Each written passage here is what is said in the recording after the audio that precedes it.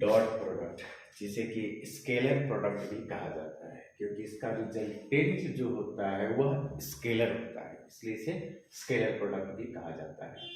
अब एक dot product को डेफिनेशन हम इस तरीके से दे सकते हैं कि दो वेक्टर हो ए और बी, तो A dot B means magnitude of A into magnitude of B into cos theta, where theta is the angle between A and B. Vector A और वेक्टर बी के बीच जब एंगल थीटा बनेगा तो इसका dot product define होगा इस तरीके से।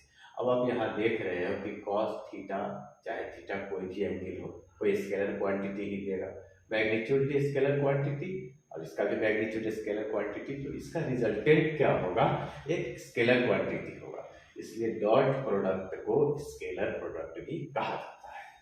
अब इसमें कहा जाएगा कि डॉट प्रोडक्ट की सहायता से एंगल निकालने के लिए तो cos theta is equal to लिखा जा सकता है a dot B by magnitude of A magnitude of B.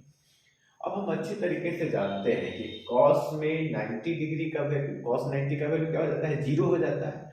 तो जब vector a is perpendicular on vector b, then a dot b must be zero since cos 90 degree is zero.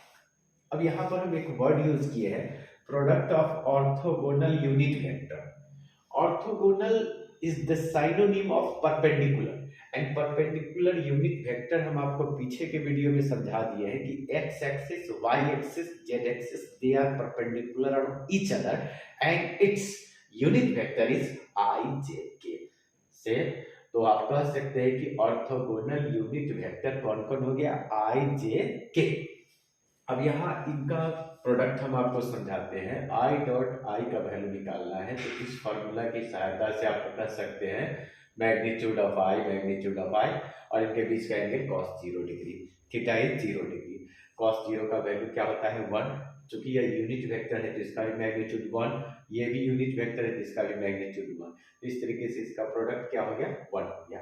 तो जिस तरीके से आई डॉट आई का value 1 हुआ, J dot J का भी 1 हो जाएगा, के डॉट के का भी वैल्यू 1 हो जाएगा।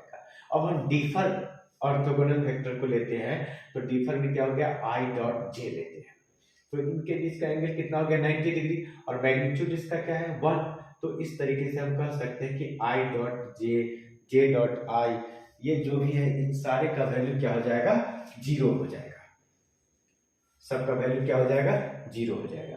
एक एग्जांपल के रूप में हम आपको दिखाए हैं कि दो वेक्टर आपको मिला, वेक्टर ए वेक्टर बी, और इसका डॉट प्रोडक्ट करना है। तो ए डॉट बी जैसा कि आपको दिखाई दे रहा है, जब सेम होगा तो उसका प्रोडक्ट 1 होगा, जब डिफर होगा तो उसका प्रोडक्ट क्या हो जाएगा 0 हो जाएगा। तो जब हम i से i को मल्टीप्लाई करेंगे तो 1 होगा, लेकिन i जब किसी अदर से मल्टीप्लाई करेगा तो क्या हो जाएगा 0 हो जाएगा। उसी तरीके से j से मल्टीप्लाई करेगा तो 1, k से मल्टीप्लाई करेगा तो 1, तो इस तरीके से आपका रिजल्टेंट कितना हो जाएगा 3 हो जाएगा। मान लिया जाए कि यह वैल्यू हमको 0 आ जाता है तो हम कह सकते हैं कि they are perpendicular on each other. तो कभी कभार क्या करेगा, अब यहाँ पर लेम्डा या कोई अननोन कांस्टेंट नंबर का यूज कर देगा और कहेगा find this constant number when they are perpendicular on each other, तो आप उसके डॉट प्रोडक्ट का वैल्यू 0 करके निकाल सकते हैं। मान लीजिए कि a डॉट b का वैल्यू आपको आ गया, क्वेश्चन कहता है कि फाइंड एंगल बिटवीन देम, तो आप इस a का मैग्नीट्यूड b का मैग्नीट्यूड निकाल करके इस फॉर्मूला का यूज करके उसके बीच का आप एंगल भी निकाल सकते हैं। इस तरीके से डॉट प्रोडक्ट का लेसन बनाइए, कोई प्रॉब्लम हो फिर से आप कर सकते हैं, देख लीजिए।